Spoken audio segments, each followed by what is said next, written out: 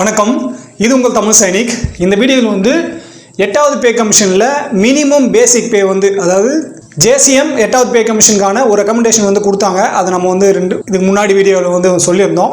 So அந்த ரெக்கமெண்டேஷனில் குறைந்தபட்ச சம்பள ஊதியம், அதாவது ஒரு அரசு ஊழியராக ஒருத்தர் வந்து என்ரோல்மெண்ட் ஆகிறாரு அப்படின்ற பட்சத்தில் அவருக்கு குறைந்தபட்ச சம்பள ஊதியம் வந்து 69,000 வந்து நிர்ணயிக்கணும் அப்படின்னு சொல்லிட்டு அவங்க ரெக்கமெண்டேஷனில் வந்து கேட்டிருக்காங்க. ஸோ அது எந்த அடிப்படையில் வந்து கேட்டிருக்காங்க, அதே போல் இதுக்கு முன்னாடி அதாவது 7வது பே கமிஷனில் அந்த குறைந்தபட்ச சம்பளம் வந்து 18,000 வந்து நிர்ணயிச்சாங்க. ஸோ இந்த 18,000 வந்து எப்படி வந்தாச்சு, அதே போல் இப்போ 8வது பே கமிஷனில் இந்த 69,000 வந்து எப்படி வரப்போகுது அப்படின்றத பற்றி தான் இந்த வீடியோவில் டீட்டெயிலாக வந்து ரெஃபரன்ஸோடு வந்து பார்க்க போகிறோம். ஸோ இது வந்து போகிற போக்கில் ஏதோ ஒன்று அடித்து உரத்தெல்லாம் கிடையாது. ஜேசிஎம் வந்து 8வது பே கமிஷனில் என்ன வந்து கேட்டிருக்காங்களோ அதை வந்து ஃபுல்லாக வந்து இங்கே நம்ம வந்து டீட்டெயிலாக வந்து பார்க்க போகிறோம் இந்த வீடியோவில். ஸோ இந்த வீடியோ பார்க்கறதுக்கு முன்னாடி என்னோட வேண்டுகோள் என்னென்னா, முதல் முறையாக நம்மளோட சேனல் பார்க்குறவங்களும் சரி, அதே போல் இது வரைக்கும் நம்மளோட சேனலை சப்ஸ்கிரைப் பண்ணாதவங்களும் சரி, தயவு செஞ்சு சேனலை சப்ஸ்கிரைப் பண்ணி சேனலுக்கும் பென்ஷனருக்கும் உங்களோட சப்போர்ட் வந்து கொடுங்க.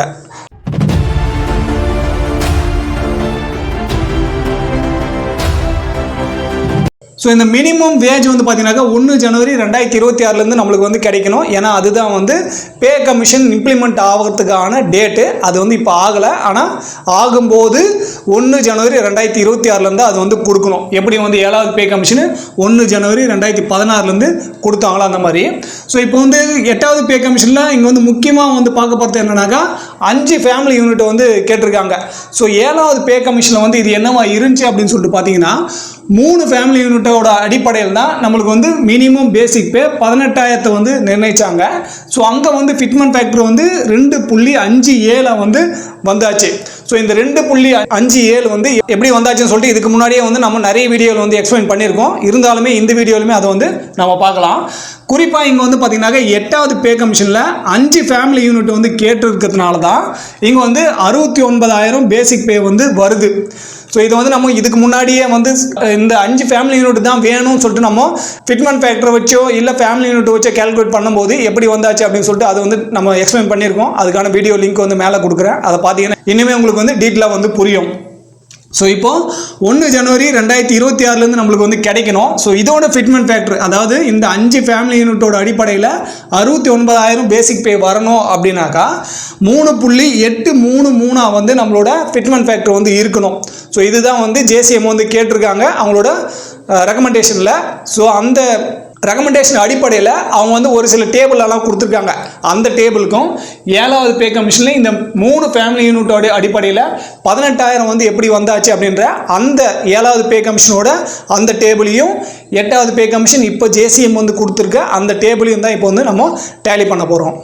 முதல்ல இருக்க டேபிள் வந்து பார்த்தீங்கன்னா இது 7வது பே கமிஷனில் நம்மளுக்கு ஏற்கனவே கேல்குலேட் பண்ணி எந்த அடிப்படையில் நம்மளுக்கு 18,000 கொடுத்தாங்க அப்படின்ற அந்த டேபிள். அதுவே இங்கே வந்து பார்த்தீங்கன்னாக்கா டேபிள் நம்பர் 1 இருக்கிறது இது 8வது பே கமிஷனில் இப்போ கேட்டு இருக்கிறதோட அடிப்படையில் இங்கே வந்து நம்ம பார்க்க போகிறோம். இங்கே குறிப்பாக வந்து பார்த்தீங்கன்னாக்கா 5 ஃபேமிலி யூனிட் வந்து கேட்டிருக்காங்க. ஸோ 1 ஜனவரி 2026 இருந்து. ஸோ இந்த ரீட்டைல் ப்ரைஸோட அடிப்படை வந்து எப்படி எடுக்கிறாங்க சொல்லிட்டு பார்த்தீங்கன்னாக்கா பர் கேப்டா கன்சியூம் யூனிட், அதாவது ஒரு தனிநபருக்கு வந்து அவங்களோட நுகர்வு அலகு அதை வச்சு தான் இங்கே வந்து கேல்குலேட் பண்ணுறாங்க. ஸோ அந்த அடிப்படையில் தான் 7வது பே கமிஷன்லையுமே இது வந்து கேல்குலேட் பண்ணாங்க 1 ஜனவரி 2016. ஸோ இங்கே வந்து நம்ம சீரியல் நம்பர் 1, 2, 3 இந்த மாதிரி வந்து பார்த்தீங்கன்னாக்கா நம்மளுக்கு வந்து எதெல்லாம் வந்து அத்தியாவசியமான பொருட்களோ அது எல்லாமே வந்து லிஸ்ட் பண்ணிவிட்டு அதுக்கப்புறம் நம்மளோட வாழ்க்கைக்கு தேவையான மற்ற உபகரணங்கள்லாம் என்ன தேவையோ அதையுமே வந்து குறிப்பிட்டு எல்லாத்தையுமே இங்கே வந்து சொல்லியிருக்காங்க. ஸோ இப்போ வந்து முதல்ல வந்து பார்த்தீங்கன்னாக்கா ரைஸ், வீட்டு இங்கே வந்து பார்த்தீங்கன்னாக்கா ஒவ்வொரு மாதத்துக்கும் 3 ஃபேமிலி யூனிட்டை வந்து கேல்குலேட் பண்ணி தான் இங்கே வந்து கொடுத்துருக்காங்க. ஸோ இதுவே 8வது பே கமிஷன் வந்து பார்த்தீங்கன்னாக்கா இங்கே 5 ஃபேமிலி யூனிட்டை வந்து கேட்டிருக்காங்க. ஸோ இங்கே வந்து 3 ஃபேமிலி யூனிட்டாக இருந்தது, இங்கே வந்து பார்த்தீங்கன்னாக்கா 5 ஃபேமிலி யூனிட்டாக வந்து ஆயிடுச்சு. ஸோ 3 ஃபேமிலி யூனிட்டுக்கு 42.75 வந்து இங்கே இருந்தாச்சு ஒவ்வொரு மாதத்துக்கும். அதுவே இங்கே வந்து பார்த்தீங்கன்னாக்கா 71.25 வந்து ஆகுது, அதாவது அரிசி, கோதுமை இந்த மாதிரி பொருட்களுக்கு. ஸோ இங்கே வந்து டோட்டலாக 4,275 ரூபா வந்து இங்கே ஆகுது. அதுவே இங்கே வந்து பார்த்தீங்கன்னாக்கா 1108.30 வந்து ஆகுது. ஒவ்வொரு விஷயத்துமே இங்கே வந்து குறிப்பிட்டிருக்காங்க. அதாவது இங்கே ரைஸ் வீட்டு கொடுத்துருக்காங்க, டால் கொடுத்துருக்காங்க, இங்கேயுமே வந்து பார்த்தீங்கன்னாக்கா டால் கொடுத்துருக்காங்க, இங்கே ரா வெஜிடபிள்ஸ் இருக்குது, அதே மாதிரி வந்து பார்த்தீங்கன்னாக்கா ரா வெஜிடபிள்ஸ் கொடுத்துருக்காங்க, க்ரீன் வெஜிடபிள்ஸ் கொடுத்துருக்காங்க, இங்கேயுமே க்ரீன் வெஜிடபிள்ஸ். அதாவது 7வது பே கமிஷனில் எதெல்லாம் வச்சு கேல்குலேட் பண்ணியிருக்காங்களோ அதையே தான் இங்கேயும் வந்து கேட்டிருக்காங்க. ஆனால் அந்த அழகு வந்து ஒரு குடும்பத்தில் 3 பேரை வந்து மாற்றி இங்கே வந்து 5 பேராக வந்து கேட்டிருக்காங்க. அந்த 5 பேருக்கான கேல்குலேஷன் தான் இங்கே வந்து மொத்தமாக வந்து போட்டிருக்காங்க. ஸோ இங்கே 7வது பே கமிஷனில் நம்ம ஏற்கனவே சொன்ன மாதிரி குறைந்தபட்ச சம்பளம் வந்து 18,000 வந்து நிர்ணயிச்சாங்க. ஸோ இங்கே வந்து நம்ம அரிசியிலேருந்து துணிகள் வரைக்கும், அது க்ளோத்திங் வரைக்கும் வந்து பார்த்தீங்கன்னாக்கா ஒரு டோட்டலான கேல்குலேஷன் பண்ணி இங்கே வந்து பார்த்தீங்கன்னாக்கா 9,217.99 வந்து ஆகுது. அதுக்கப்புறம் வந்து பார்த்தீங்கன்னாக்கா ஃபியூல், எலக்ட்ரிசிட்டி, வாட்டர் சார்ஜ், இந்த மாதிரி வந்து நம்ம வாழ்வாதாரத்தை சார்ந்து இருக்கிற மற்ற தேவைகளையும் வந்து இங்கே வந்து எல்லாமே சொல்லியிருக்காங்க. இன்க்ளூடிங் ஹவுசிங்கும், அதாவது வாடகை செலுத்துகிறாங்க அப்படின்ற பட்சத்தில் அவங்களுக்கும் அதையும் வந்து சேர்த்துமே இங்கே வந்து கேட்டிருந்தாங்க 7வது பே கமிஷனில். ஸோ 8வது பே கமிஷன்லையுமே அதையுமே வந்து கேட்டிருக்காங்க. ஸோ இங்கே ஹவுசிங்கும் கேட்டிருக்காங்க, அதே போல் க்ளோத்திங்க்கும் கேட்டிருக்காங்க. நெக்ஸ்ட் வந்து பார்த்தீங்கன்னாக்கா அது சம்மந்தப்பட்டிருக்க மற்ற எல்லாமே வந்து இங்கே கேட்டு அதுக்கு தகுந்தாப்பில் தான் இங்கே வந்து நம்மளுக்கு மினிமம் பேசிக்கை வந்து கேட்டிருக்காங்க. ஸோ இது எல்லாமே இந்த எக்ஸ்பென்சஸ் எல்லாம் இருக்கோ அது எல்லாமே இங்கே வந்து கூட்டிகிட்டு வந்து பார்த்தீங்கன்னாக்கா 17,992.98 வந்து நம்மளுக்கு மொத்தமாக வந்து 7வது பே கமிஷன் வந்து ஆச்சு. ஸோ அது வந்து ரவுண்ட் ஆஃப் பண்ணி 18,000 வந்து இங்கே கொடுத்தாங்க. ஸோ இந்த 18,000 எப்படி வந்துச்சுன்னு சொல்லிட்டு இப்போ உங்களுக்கு கிளியர் ஆயிருக்குன்னு சொல்லிட்டு நினைக்கிறேன் 7வது பே கமிஷனில். ஸோ இப்போ 8வது பே கமிஷனில் நம்மளுக்கு 69,000 வந்து கேட்டிருக்காங்க. ஸோ அதுக்கு அந்த கேல்குலேஷன் அடிப்படையில் இங்கே 7வது பே கமிஷனில் என்ன வந்துச்சோ அதோட அடிப்படை அதே மாதிரி இங்கே சேம் கேல்குலேஷனில் இன்னைக்கு விலைவாசிக்கு தகுந்தாப்புல இங்கே வந்து 5 ஃபேமிலி யூனிட்டோட அடிப்படையில் இங்கே வந்து 69,000 கேட்டிருக்காங்க. ஸோ அதுக்கான மொத்த கூட்டலும் வந்து பார்த்தீங்கன்னாக்கா இங்கே வந்து உங்களுக்கு தெரியும் அமௌண்ட்டில் வந்து இங்கே நம்ம ஏற்கனவே சொன்ன மாதிரி ரைஸ் வீட்டுக்கு வந்து 4,275 ரூபாயும், டாலுக்கு வந்து 1,668 ரூபாயும், ரா வெஜிடபிள்ஸ் வந்து 930 ரூபாயும், க்ரீன் வெஜிடபிள்ஸுக்கு 693.75 அதர் வெஜிடபிள்ஸ்க்கு வந்து பார்த்தீங்கன்னாக்கா 675 ரூபாயும். ஸோ இந்த மாதிரி எல்லாத்துக்குமே சேர்த்து தான் இங்கே வந்து மொத்த கணக்கீடு 68,907.151 வந்து வருது. அதாவது மொத்தமாக அது வந்து ரவுண்ட் ஆஃப் பண்ணி இங்கே நம்மளுக்கு 69,000 வந்து கேட்குறாங்க. ஸோ இங்கே வந்து பெரிய விஷயமா வந்து பார்க்கறது என்னன்னாக்கா நம்மளோட இந்த ஃபேமிலி யூனிட் தான். இங்கே வந்து 3 ஃபேமிலி யூனிட்டாக இருந்தது, இங்கே 5 ஃபேமிலி யூனிட் ஆகிருக்கு. அதே போல் விலைவாசியும் இங்கே இருந்ததோட, அதாவது 1 ஜனவரி 2016 இருந்ததோட 1 ஜனவரி 2026 10 வருஷத்துக்கு அப்புறம் விலைவாசி வந்து ஏறி தான் இருக்குது. அந்த விலைவாசிக்கு தகுந்தாப்புல நம்மளுக்கு இந்த தொகை வந்து கேட்டிருக்காங்க. 7வது பே கமிஷனில் நம்மளோட டிஏ பர்சன்டேஜ் கிட்டத்தட்ட 125% வந்து இருந்தாச்சு. ஆனால் இப்போ வந்து பார்த்தீங்கன்னாக்கா 60% தான் இருக்குது. ஸோ அந்த கிட்டத்தட்ட பாதி அளவு இங்கே டிஏ குறைஞ்சதுனால இங்கே 5 ஃபேமிலி யூனிட் கேட்கும்போது அது வந்து பார்த்தீங்கன்னாக்கா இங்கே ஈடு கட்டின மாதிரி ஆயிடுச்சு.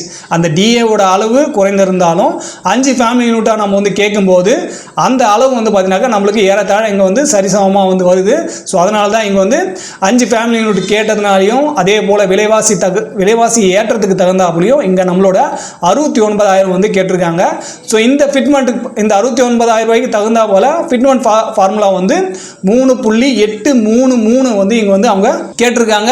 ஸோ அதை தான் நம்ம வந்து ஜேசிஎம் என்ன கேட்டிருந்தாங்க, என்ன ஃபிட்மெண்ட் ஃபேக்டர் வந்து 3.833 வந்தாக்கா ஒரு அரசு ஊழியருக்கு புதுசாக என்ரோல்மெண்ட் ஆகிறவங்களுக்கு 69,000 வந்து கிடைக்கணும் அப்படின்னு சொல்லிட்டு கேட்டிருந்தோம்.